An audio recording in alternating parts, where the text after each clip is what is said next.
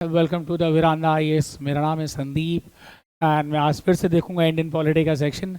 और फिर से क्या, वैसे तो हमेशा ही देखना है हमें जब तक रहेंगे। एंड लगातार ये एक प्लेटफॉर्म है, एक बॉन्ड है जहाँ पे हम सब एक किसी न किसी बेस और माध्यम से कनेक्टेड रहेंगे। ये एक कमाल की चीज़ है। नॉलेज प्लेटफॉर्म्स इतनी गजब की चीज़ है कि हम ऐसे अलग अलग व्यक्तियों को एक चैनल पे या एक बहुत सारे ऐसे अनगिनत स्टूडेंट्स को या जो भी प्रिपरेशन कर रहे हैं उनसे हमारी मुलाकात तो नहीं हो सकती ना, हम कभी जल्दी मिल पाते हैं, लेकिन एक ऑनलाइन का माध्यम है जहाँ पे हम अपना पूरा 200-500% देते हैं कि हर छात्र को बेहतर से बेहतर तरीके से कुछ चीज़ें समझ आए और आसान भाषा से वो समझ आए, जिससे वो सरलता से तैयारी की तरफ आकर्षित हो सके और अपनी जर्नी को मजबूती से लेके आगे बढ़े। तो मैं आपको एक क्लास शुरू करने से पहले एक छोटी सी एक स्टोरी बताता हूँ एंड बहुत ज़्यादा समय आपका मैं नहीं लूँगा, बहुत सारी बातें आपको बताता हूँ। ठीक है, सबसे पहले तो मैं आपको बता दूं कि आज जो है फंडामेंटल राइट्स में से एक पॉइंट, यानी जो पहला वाला पार्ट आर्टिकल 14 से लेकर 18 हमें पढ़ना है, उसकी जर्नी आज हम स्टार्ट करेंगे। राइट टू इक्वालिटी का पूरा वो चारों कॉन्सेप्ट हम कवर करेंगे जो उसमें मेंशन है, क्या एक्सेप्शन है, क्या लैसे लॉ है, सारी चीज़ें इंडियन कॉन्स्टिट्यूशन के बिहाफ में, और आपको कितना याद रखना है। ठीक है, उससे पहले एक छोटी सी स्टोरी मैं आपको बताऊं। ये एक कहावत भी है, वक्त अच्छा या बुरा ये किसी को नहीं पता कैसा होता है। वक्त अच्छा या बुरा ये किसी को नहीं पता कैसा होता है, लेकिन वक्त ऐसा होता है कि हर अच्छी अच्छी चीज़ों पे आपका साथ देगा। वक्त ऐसा है कि हर अच्छी जगह पे भी आपका साथ नहीं देगा, लेकिन वक्त ओवरऑल आपका ऐसा हमारा है कि अच्छा हो चाहे बुरा आपके साथ तो है, अच्छा हो चाहे बुरा आपके साथ तो है। और एक कहावत बहुत गजब है, आप याद रखिएगा, ज़िंदगी में कभी भी स्टेप लेने के बाद ये मत सोचिएगा कि ये स्टेप जो मैंने लिया ये सही या गलत है, या सही गलत सोच के ले रहे हैं, आपको ये कभी पता नहीं चलेगा। हर डायरेक्शन या हर कोशिश के बारे में पता तब चलता है कि सही है वो गलत नहीं, जब वो आप कदम बढ़ाते हो। वो कदम तय करता है कि आप कदम आगे बढ़ाने के बाद आपको जो चैलेंजेस या आपको जो ग्रीटिंग्स रिसीव हुई हैं वो सही या गलत कितनी है, वो आपका कदम बताता है। तो कदम ज़रूर बढ़ाइए, मन से लगे रहिए, मजबूती से लगे रहिए, ज़रूर आपका सिलेक्शन होगा और ज़िंदगी में आप आगे भी बढ़ेंगे। भरोसा रखिए, ऐसा मत सोचिएगा कि ज़िंदगी में एक हारा हुआ इंसान या एक थका इंसान या एक घबराया इंसान या जिसने ज़िंदगी में कुछ नहीं देखा वो आपको नहीं सिखा सकता। बहुत कुछ आपको सिखा सकता है कि परिस्थितियाँ उसे भी सिखाई हैं जो उसके पास लंबा एक्सपीरियंस है, और वो एक्सपीरियंस अगर आपके लिए काम आ गया तो आप झटके में सिलेक्शन ले सकते हैं। चलिए टाइम वेस्ट नहीं करेंगे, राइट टू इक्वालिटी की जर्नी हम स्टार्ट करते हैं। कंप्लीट फोकस है एंड आई होप आपने लास्ट वीडियो देख लीजिएगा, तो प्लीज उसको देखिएगा, उसकी कनेक्टिविटी में आप जल्दी समझ जाएंगे। तो राइट टू इक्वालिटी आप देखिए, और इक्वालिटी में सबसे पहले आपको पता चल रहा होगा कि देखिए यहाँ पे कैसे आपको बैलेंस दिखाई दे रहा होगा, और आपको याद होगा लास्ट क्लास में राइट टू इक्वालिटी में सबसे पहले लिखा था equal before the law. Equal before the law. हमारा भारत का संविधान इतना अच्छा है, मैं आपको बता दूं, हमारा भारत का संविधान इतना अच्छा है। माना लोगों को डेमोक्रेटिक स्ट्रक्चर या फॉर्म्स ऑफ गवर्नमेंट में चैलेंज होती है, बुरा लगता है, सरकार ने क्या किया, लोग क्या करेंगे, बस बातें बनाएंगे, लेकिन बड़ी गजब की चीज़ ये है कि हमारा का पूरा जो संविधान और जो न्याय है, जब आप न्यायपालिका के अंदर खड़े होंगे और जब संवैधानिक बातें चल रही होगी, जब आपके मूल अधिकारियों की बातें चल रही होगी, जब आपके ऊपर कुछ ना कुछ आपको सजेस्टिव आंसर्स दिया जा रहा होगा, ठीक है, XYZ कोई भी नेचर ऑफ कॉन्ट्रैक्ट हो सकता है, बट उस मतलब भारत की न्यायपालिका में जो कटघरे बने होते हैं ना, उस कटघरे में जब दो व्यक्ति खड़े होते हैं, एक में भले भारत का प्रधानमंत्री क्यों ना हो और एक में एक आम आदमी क्यों ना हो, दोनों को एक ही के समकक्ष देखा जाएगा। और ये वाला जो कॉन्सेप्ट आप देखते नहीं, इसका मतलब ये नहीं होता है कि उसके सामने गलत हो रहा है। मूवीज में, पिक्चर्स में बहुत गलत दिखा देता है, उसको लेके ऐसा कुछ नहीं है। उसके सामने यह है कि हम न्याय देते वक्त दोनों पक्ष को नहीं देखेंगे, हम सिर्फ उस आधारशिला को देखेंगे जिससे हमें यह पता चले कि हमें उसे इक्वली ट्रीट किया या नहीं, before taking to any action और before reaching to any connected points और जजमेंट।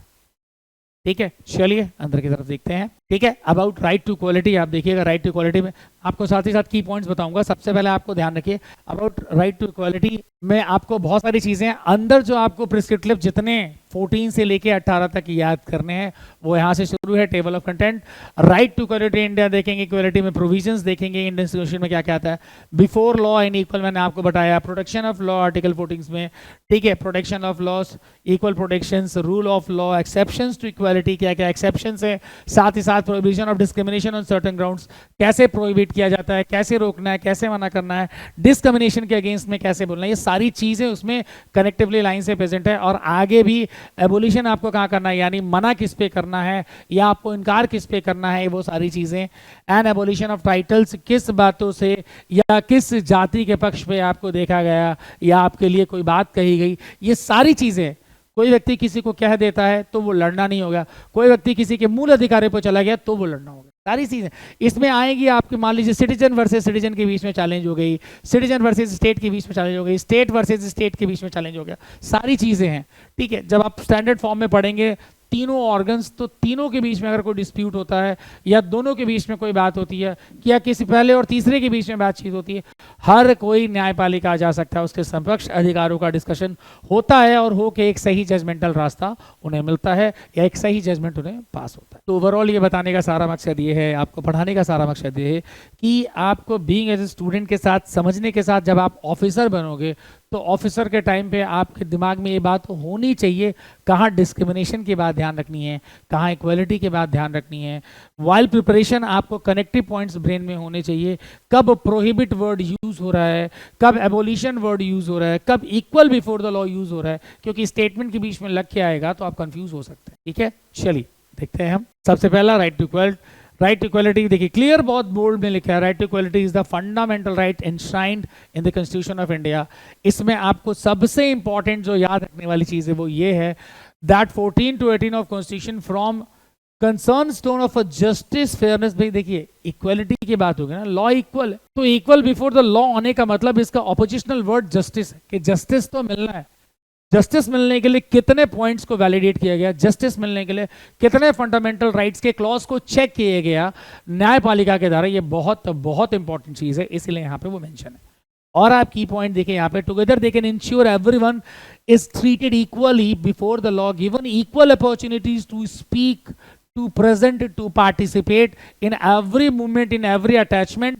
जब आप कोर्ट के अंदर प्रेजेंट हो, जब आप किसी कॉन्स्टिट्यूशनल मशीनरी के आगे प्रेजेंट हो, तो वहां पे ये सारी बातें सुनी जाएंगी और वैलिडेटली, साथ ही साथ लीगली। मजेदार बात इसमें यहाँ पे देखिए, that certain matters and is not discrimination against ground such as religion, race, caste, sex और प्लेस ऑफ बर्थ। इनको लेके डिस्क्रिमिनेशन ग्राउंड्स पे भी अच्छे से चेक किया जाएगा कि कोई गलती सरकार से तो नहीं हो गई है, कोई गलती किसी और अथॉरिटी से तो नहीं हो गई है कि सिटीजन्स को जबरदस्ती इस जगह पे पनिश किया या उन्हें नकारा या डिस्क्रिमिनेशन पॉइंट्स पे उन्हें भगाया, हटाओ हम तुमसे बात नहीं करेंगे, या हटाओ तुम छोटे जाति को तुम अलाउड नहीं हो। इन्हीं चीजों को बैलेंस करने के लिए तो संविधान में मूल अधिकार बनाए गए, और मूल अधिकार का पहला बेस कि इक्वली एटलीस्ट हम ट्रीट करें। अगर हम इक्वली ट्रीट करेंगे तो हम समझ पाएंगे कि जस्टिस सभी के लिए इक्वल है और सभी का इक्वल ट्रीट होना कितना जरूरी है, ये बात उसकी प्रेजेंस को फील कराता है। ठीक है, नेक्स्ट देखते हैं। ठीक है, अब पहला लाइन इन डेप्थ थोड़ा सा चलेंगे। इन डेप्थ में इसलिए मैंने थोड़ा सा स्लाइड्स ऐसा बनाया कि आपको पेपर के पैटर्न के हिसाब से, देखिए आपको बिल्कुल ब्लाइंडली कुछ मेहनत नहीं करनी, फॉर्मली मैं आपको बोल रहा हूँ। अगर आप मुझे ईमानदारी से हमारे चैनल फॉलो कर रहे हैं, ईमानदारी से आप मेरे क्लासेस को फॉलो कर रहे हैं, आप मेरे पॉइंट्स को समझ रहे हैं, आपका बेसिस इतना स्ट्रांग हो जाएगा आप सोच भी नहीं सकते, आपका बेसिक्स बहुत स्ट्रांग हो जाएगा। प्रीलिम्स से मेंस को मैंने अटैच करने का पूरा रोड मैप इसी के साथ तैयार किया हुआ है, तो प्रीलिम्स का बेस आप बैठा सकते हैं, चाहे आप लक्ष्मीकांत को लीजिए, चाहे आप गूगल कर लीजिए, चाहे आप वेरियस इंस्टीट्यूट का नोट सर्च कर लीजिए, इन सबसे कोई दिक्कत नहीं है। कनेक्टिविटी के पॉइंट्स स्लाइड में मेंशन है, तो ईमानदारी से फोकस होकर इसको समझिएगा। ठीक है, यहां पे कहता है equality before the law and equal protection of the laws. देखिए दो बातें बोली गई, एक तो आप लॉ के सामने इक्वल है और उसी इक्वालिटी के साथ उस लॉ को प्रोटेक्ट भी करना है, यानी दोनों जिम्मेदारी उस आर्टिकल 14 के अंदर नहीं थे। जहां पे सिटीजन की इन्वॉल्वमेंट एडमिनिस्ट्रेशन के साथ बराबर है, साथ ही साथ अगर वर्सेस सुप्रीम कोर्ट या हाई कोर्ट हो जाए तो उनके साथ भी एक कंडीशनल अप्रोच लागू होता है। प्रोटेक्ट तो आपको करना है और दिए गए डिसीजन को भी आपको मानना है, दोनों को मानना है। This provision mandates that the state shall not deny to any personal equality before the law or the equal protection of the laws within the territory of India। Bharat के कंसर्न टेरिटरी के अंदर इस लॉ को आप bound है मानने के लिए मना नहीं कर सकते हैं, कभी नहीं कर पाएंगे। अगर इस कॉन्स्टिट्यूशनल मशीनरी को आप मना करेंगे, इसका मतलब इक्वालिटी के अगेंस्ट आप जा रहे हैं। नीचे कहता है the right is extended to the citizen foreigners as well as the legal person such as companies on various terms and conditions, जहां पे वो लागू होगा। मुझे पता है आपको बहुत सारी बातें हवा में लगती होंगी कि ये कैसे कनेक्ट होगा सर, सिर्फ इक्वलिटी बिफोर द लॉ फेंक दिया तो हो गया क्या, या प्रोटेक्शन लॉ मैंने आपको आर्टिकल 14 रटा दिया तो क्या हो गया ना, ऐसा नहीं, बिल्कुल नहीं। आपको ग्राउंड्स ऑफ कनेक्शन समझने पड़ेंगे कि डिमांड किसकी कहां पे है। आप एज ए स्टूडेंट्स आपको समझना पड़ेगा कि आप कोई जजमेंट देख रहे हैं, आप कोई हाई कोर्ट का जजमेंट देख रहे हैं, कोई सुप्रीम कोर्ट का जजमेंट देख रहे हैं, कोई स्टेट एडमिनिस्ट्रेशन का डिस्कशन देख रहे हैं, against the citizen, being as a citizen अपने आप को ट्रीट करिए और समझिए कि किस फंडामेंटल राइट्स के कंसर्न पॉइंट को वैलिडेट करके डिस्कशन किया जा रहा है या न्यायपालिका उस पर न्याय सुना रही है। ठीक है, बढ़ते हैं नेक्स्ट पे। ये था आर्टिकल 14, इसमें आपको ध्यान रखना है ये इंपॉर्टेंट चीज हो रही है जिससे आपकी कनेक्शन बिल्डिंग बन जाएगी। ठीक है, समय निकाल के एक पिक्चर बहुत अच्छी है, आप देख लीजिएगा। आर्टिकल 15 बहुत अच्छे से सिर्फ आर्टिकल 15 को स्पेसिफाई किया गया है, काफी चीजें आपको उसमें क्लियर हो जाएंगी। ठीक है, बहुत अच्छी मूवी है। अब जब आप इसमें इन डेप्थ में चलेंगे, जब हमने इक्वलिटी बिफोर द लॉ की बात कर दी तो इन सोर्सेज को भी देखना पड़ेगा कि भाई इस बात को डाला क्यों गया कि सिर्फ सिटीजन को ही प्रेशर ना मिले, सिर्फ न्यायपालिका को ही प्रेशर ना मिले, ऐसा ना हो कि लोग अब एडमिनिस्ट्रेशन को ही दबाने लगे। तो कॉन्स्टिट्यूशन बनाने की सबसे बड़ी बात यह है कि बैलेंस, तालमेल, दोनों को बैलेंस बना के चलना है कि किसी को किसी सर्टेन कंडीशन पे ऐसा बुरा ना लग जाए या अपने आप को डिस्क्वालीफाई ना महसूस करे जहां पे इक्वल ट्रीटमेंट में मिसिंग हो जाए। इसीलिए concept of equality before the law बोलता है कि ब्रिटिश ओरिजिन में लिया गया था the absence of any special privileges favour of any person, the equal subjection of all person in ordinary law of the land and no person is above the law. कोई भी दुनिया का कोई भी वास्तविक पर्सनालिटी, चाहे वो जो भी डेजिग्नेशन होल्ड करता हो भारत के सीमा रेखा के अंदर, भारत के टेरिटरी के अंदर, तो ये मान्य है कि लॉ से बड़ा कोई नहीं है। No person is above the law clearly mention है, तो ये फिक्स कर लीजिए आप। Equal protection of the laws, आप देखिए कंसेप्ट ऑफ इक्वल प्रोटेक्शन कहता है टेकन फ्रॉम अमेरिकन कॉन्स्टिट्यूशन। क्यों? इक्वालिटी का treatment, equal circumstances, privileges conferred and liabilities impose by the law subject to condition. ठीक है, कि कहां पे इंपोज किया गया है, जबरदस्ती नहीं है, इंपोज्ड है। या आपके इक्वली प्रोटेक्शन तो आपके लॉ को प्रोटेक्ट भी करना है भाई, नहीं पता है तो भी सिटीजन्स का प्रोटेक्शन होता है, करना तो है। और ये काम डायरेक्टली और इनडायरेक्टली प्रशासन के साथ न्यायपालिका का भी है। ये बात न्यायपालिका के पक्ष में लिखी गई है आपके लिए। ठीक है, the similar application of same laws to all person similarly situated, देखिए साफ मेंशन है, जो मैंने आपको बोली वो मेंशन है, नीचे लिखा है like should be treated like without any discrimination. आपको इक्वली ट्रीट किया जाए, डिस्क्रिमिनेट की भावना से ना देखा जाए। और अगर किसी ने देखा है और उसके लिए केस किया है तो उसकी बात को सुनना पड़ेगा। न्यायपालिका का काम है वो उसके ऊपर जरूर एक जजमेंट पास करेगी, कोई भाग नहीं सकता। नेक्स्ट क्या कहता है देखिए, नेक्स्ट कहता है इक्वल प्रोटेक्शन में, थोड़ा सा इसको मैं इन डेप्थ करके इसलिए थोड़ा थोड़ा करके बताया हूं, जब आप क्वेश्चन पेपर्स देखेंगे मेंस या प्रीलिम्स का तो थोड़ी से आपको प्रेशर अप हो जाएगा यार, ऐसा राइट टू इक्वालिटी में सर ने तो बस बता दिया था इक्वल बिफोर द लॉ, ठीक है, अगेंस्ट द डिस्क्रिमिनेशन, एबोलिशन और ये सारी चीजों को बताया था यार, उसमें प्रोटेक्शन ऑफ लॉ को इतने डेप्थ में कब पूछ दिया। यही बात, तब वो गलती आपसे नहीं होनी है, उस प्लेटफॉर्म को आपको टैली आउट करके रखना है। ठीक है, इसीलिए मैंने बताया जहां पे फोर्स किया और क्वेश्चंस आते हैं तो आप की वर्ड से पकड़ेंगे, कुछ नहीं आता है तो आप इस वर्ड से पकड़ लेंगे। भैया अभी आर्टिकल 14 के अंदर के पार्ट बी की डिस्कशन हो रही है। ठीक है, अब देखिए क्या कहता है, कहता है taken from the American constitution, आप सब जानते हैं। इसमें सबसे इंपॉर्टेंट लाइन देखिए, a simple comparison of the concept that, और इसके अंदर that the latter is positive concept, they both align in their common aim to establish equality in legal status. दोनों ने लीगल स्टेटस के लिए इक्वालिटी स्टैब्लिश की है। This is very very important, तभी तो आपको जस्टिस मिलेगा, वरना जस्टिस मांगेंगे किस ग्राउंड पे। उन्हें भी तो सहमत होना चाहिए कि फंडामेंटल राइट्स उनके नजरिए से क्या है जिसके तरीके से आपको बचाना चाहते हैं, या जिन एडमिनिस्ट्रेशन के हाथों में सिटीजन्स को दिया है वो आपको कितना बेहतर संभाल पा रहे हैं।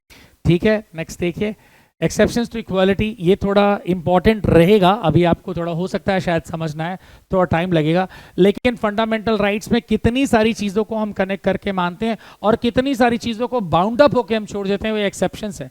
ये वो एक्सेप्शंस हैं जहां पे आर्टिकल डिनोट्स है और डायरेक्टली एमसीक्यू में आते हैं यूपीएससी के प्रीलिम्स में, तब आपके हवाइयाँ उड़ जाएंगी। तो सब नहीं, इन शॉर्ट में आपको थोड़ा बता देता हूँ क्योंकि लेटर ऑन इस पर क्लास आएगी। आर्टिकल लाइन से जब आर्टिकल वाइज हम रटने की कोशिश करेंगे, देखेंगे किसके पार्ट में कौन सा कॉलम आता है, कौन क्या डील करता है इंडियन पॉलिटी के सिस्टम में। स्ट्रक्चर्ड है तो आपको ज़्यादा अच्छे से याद होगा, बट एक छोटा सा है, ये वो सारे स्लाइड्स हैं आपको इसके अंदर जो मेंशन किए गए हैं स्लाइडली, जो आर्टिकल से कनेक्टेड है, जहाँ पे आपको सुप्रीम पर्सनालिटीज का इन्वॉल्वमेंट भी मिलेगा। ठीक है, आर्टिकल 105 क्या बोलता है, आर्टिकल 31C क्या बोलता है, आर्टिकल 361 क्या बोलता है। ये वो ऐसे हिडन थिंग्स हैं जो यूपीएससी में डायरेक्टली पूछ लिए गए और लोग घबरा जाते हैं, यार हम तो ऊपर ऊपर फंडामेंटल राइट्स पढ़ के आए थे, हमने थोड़ा सा रट्टा भी मार लिया था फंडामेंटल राइट्स के बारे में की चीज़ें होती हैं यार। एक्सेप्शन टू इक्वालिटी में आर्टिकल 361 क्या होता है भाई, ये कब आ गया यार, ये तो संदीप सर ने नहीं बताया।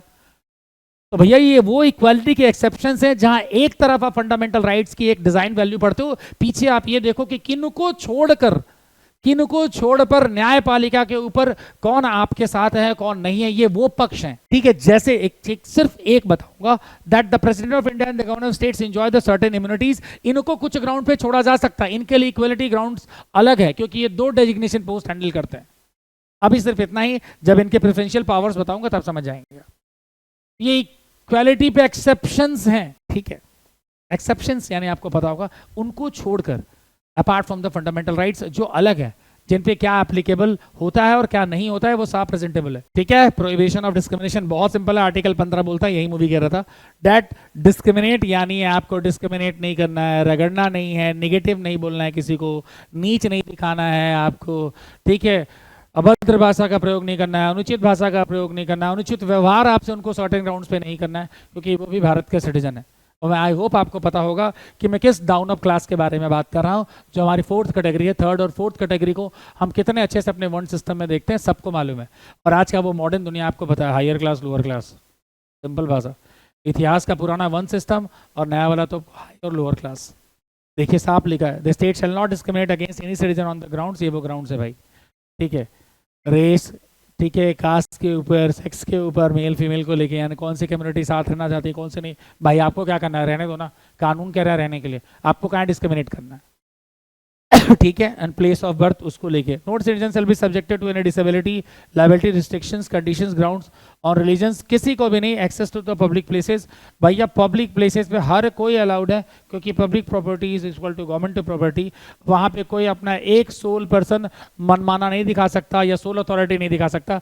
दिखा रहा है तो आपके पास फंडामेंटल राइट्स क्या ऐसी बंदूक है जो साथ में लेके आप सुप्रीम कोर्ट पहुंच जाइए और जज के सामने ऐसे दाग दीजिए, मतलब सही में गोली मत मार दीजिएगा, दाग दीजिए भैया ये वाली प्रॉब्लम है, अब आप समझिए कैसे करना है, या तो कहें पिस्टल ही आपके सामने रख दें, तो ये वो चीज़ है। ठीक है, next, equal opportunity in public employment. अब पब्लिक एम्प्लॉयमेंट का मतलब आपको सरकारी नौकरी की जो बात जहां पर है वहां पे इक्वल अपॉर्चुनिटी है, आप एप्लीकेशन अप्लाई कर सकते हैं, आप पार्टिसिपेट कर सकते हैं, कोई कंडीशनल मैनेजमेंट आपको मना नहीं कर रहा है, इक्वल ग्राउंड से चाहे जहां भी स्टेट की कोई सी भी जॉब अपॉर्चुनिटीज हो, स्टेट मैटर्स हो, आप पार्टिसिपेट कर सकते हैं सब्जेक्ट टू द रिक्वायरमेंट। लिखा है provides for equality of opportunity, यानी नौकरी के बाद all citizens matter employment appointment to any offices under the state, यानी राज्य के अंदर कोई भी स्टेट आता हो और जिसकी ओपन अपॉर्चुनिटीज अवेलेबल हो उसमें आप पार्टिसिपेट कर सकते हो, कोई आपको नहीं रोकेगा, किसी का संबंध ऐसा अधिकार नहीं है जो आपको रोक ले। Citizens cannot be discriminated against on the individual for any employment under the state only the grounds of religions। ठीक है, यानी मेयर एप्लीकेशन अप्लाई करने से भी मत समझ लीजिए कि नौकरी आपको गिफ्ट में दे दी गई ना, this is subject to the case of participations. भाई इक्वल अपॉर्चुनिटी की बात फंडामेंटल राइट्स में कही गई है, यानी आपको एक्सेस मिल गया, आपको एप्लीकेबिलिटी मिल गई कि आप क्वालिफाइड हो पार्टिसिपेट करने के लिए। क्लियर है यहाँ तक? चलिए नेक्स्ट देखिए, नेक्स्ट क्या कहता है। 16 निपटा लिया आपने, बहुत इंपॉर्टेंट भैया आर्टिकल 17 बहुत इंपॉर्टेंट है, बहुत शॉर्टली इस पे क्वेश्चंस पूछे गए रहा भी है। एबॉलिशन ऑफ अनटचेबिलिटी, छुआछूत, यानी हायर क्लास और लोअर क्लास की सबसे डाउन कैटेगरी। आई होप मैं उसके बारे में ऐसा पर्टिकुलर मेंशन नहीं करूंगा, वरना रिजर्वेशन को लेके बहुत सारे कमेंट्स आ जाते हैं, बट ये एक एक्सेप्शनल ग्राउंड है जहाँ पे आपको ध्यान रखना पड़ेगा। अनटचेबिलिटी को लेके बहुत क्लियर है, एबोलिशन है भाई, इनको खत्म करना पड़ेगा, आपको ये भेदभाव खत्म करना पड़ेगा, अदरवाइज आप इस भारत के उगते हुए समाज में, भारत के आगे बढ़ते हुए समाज में, आगे बढ़ते हुए माफ करिएगा, आगे बढ़ते हुए युवा फंडामेंटल राइट्स को कैसे समझेंगे। कहता है provisions are abolish untouchability, finds the practice of any form forbids, मतलब आपको भूलना पड़ेगा, acts enforcing the disability based on untouchability, see deems offence the punishable. भैया अगर आपने उसको पनिश किया तो सीधी सी बात है, अगर आप उसको पनिश करेंगे तो लॉ आपको पनिश करेगा। क्लियर है? एबोलिशन के बाद आपको ये भेदभाव खत्म ही करना पड़ेगा, सारी बात ही एक तरफ है, आपको ये भेदभाव रखना ही नहीं है। कहते हैं untouchability is the social disabilities, आपको पता है, मैं उसको डिस्क्राइब नहीं करूंगा, it's complete social disability practices, वो आपको सोशल प्रैक्टिसेस में पार्टिसिपेट नहीं करना, this is subject to the negative. तो एबॉलिश मतलब आपको खत्म करना है, और खत्म करने के लिए पहले आपको अपने दिमाग को ट्रीट करना पड़ेगा कि भाई तुझे ये एब्सोल्युटली समझाना है, गलत नहीं करना। हम जानबूझ के बहुत सारी चीजें सर्टेन ग्राउंड्स पे नहीं करते हैं, लेकिन एक फैलेसी ऑफ माइंड है जो आपको उस स्टेज पे ले जाता है। तो बचना है, बचना है, यही तो समझना है, यही तो प्रशासन है, यही तो जनता का कानून है, यही तो जनता को ये बात समझनी पड़ेगी। नहीं समझते हैं तो दूसरे के भेदभाव से, दूसरे के भाव से उस भेद को खत्म करना पड़ेगा। अपना भाव तो पहले क्लियर रखना पड़ेगा। जब वो भेदभाव कभी आपके साथ होगा तो आपको भी मालूम चल जाएगा। तो complete subject to the social disabilities imposed है। Classes of person because of their birth, certain caste, ठीक है। स्कूल में, कॉलेजेस में तानेबाजी चलती रहती है, इनको भी स्कूल के बच्चे और कॉलेज के बच्चे ध्यान देंगे। हालांकि बिलो 18 तो मैं आपको बता दूं भारत में डिसिप्लिनरी प्रोसीजर चलता है, that is subject to the administration of that particular authority और बॉडी जहां पे वो इन्वॉल्व या एंगेज्ड है। अब 18 तो आपका सर्टेन फंडामेंटल राइट्स का लॉ है जो आप समझ गए होंगे। Below 18 disciplinary code of conduct है जहां से वो असेंबल्ड है, ठीक है। Last, however, the term untouchability has not defined the Constitution or Protection of Civil Rights Acts। ये वहां पे भी बोला गया। यार देखिए, छुआछूत समाज, इनसे मुक्त करना इन बातों से, इसमें आपका संपूर्ण तरीके से इन्वॉल्व होना बहुत जरूरी है, बहुत इंपॉर्टेंट है, समझना पड़ेगा इस बात को। क्लियर है? ठीक है।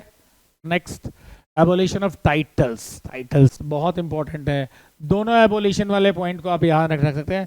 पहले आपने राइट के लिए बात की, बात दोनों एबोलिशन 17 और 18, ये बहुत इजी तरीका है, ठीक है। एबोलिशन ऑफ एओयू, अनटचेबिलिटी, एबोलिशन ऑफ टाइटल्स, आपको अच्छे से याद रखने का। आर्टिकल 18 हमारा क्या कहता है?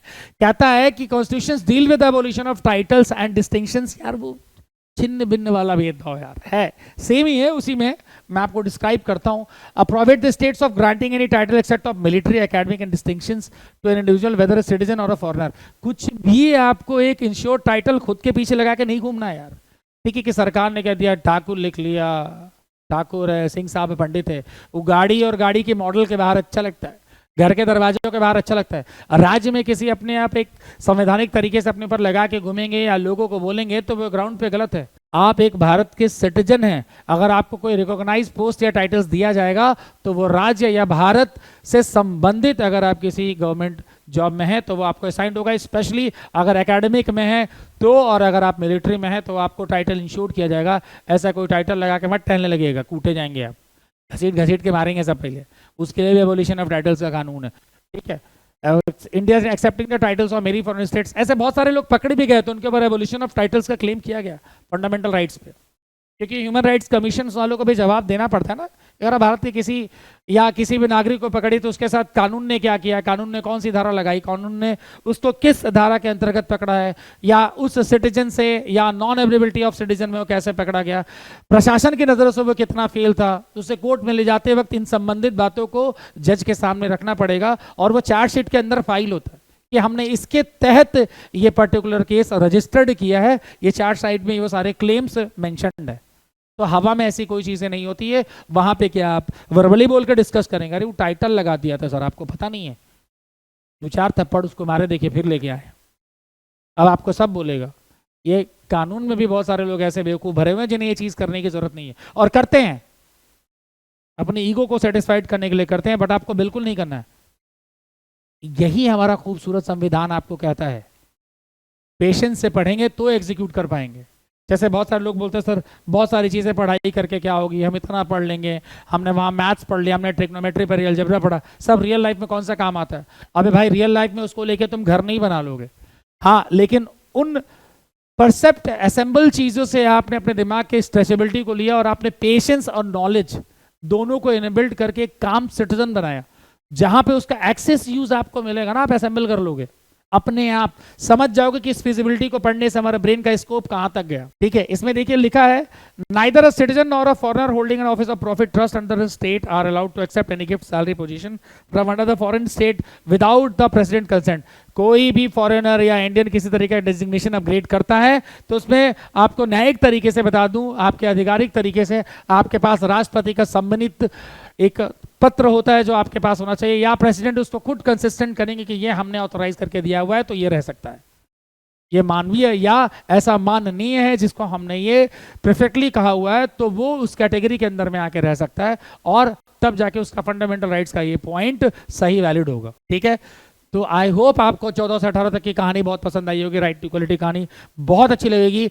मिलते रहें आप और मन से पढ़ते रहें, और हम रोज मिलते रहेंगे अपनी अच्छी अच्छी क्लासेस में, ठीक है। तो अब राइट टू इक्वलिटी के बाद हम आगे की जर्नी कवर करेंगे, जहां पे 19 से लेकर 22 तक की बात हुई है, और मिस मत करिएगा, बहुत बहुत इंपॉर्टेंट है, ठीक है। फिर मिलते हैं आपको वेरांडा आईएएस के पोर्टल पे। Thank you so much and goodbye. Veranda IAS, where your dream becomes reality.